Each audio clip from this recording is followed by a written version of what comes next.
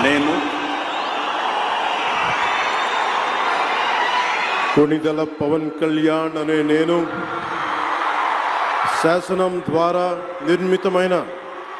భారత రాజ్యాంగం పట్ల నిజమైన విశ్వాసం, విధేయత చూపుతానని, భారతదేశ సార్వభౌమాధికారాన్ని, సమగ్రతని కాపాడుతానని ఆంధ్రప్రదేశ్ రాష్ట్ర మంత్రిగా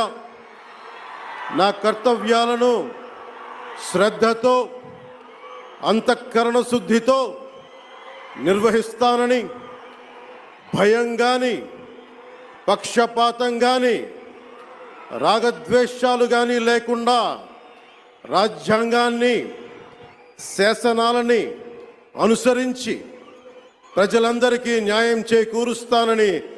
దైవ సాక్షి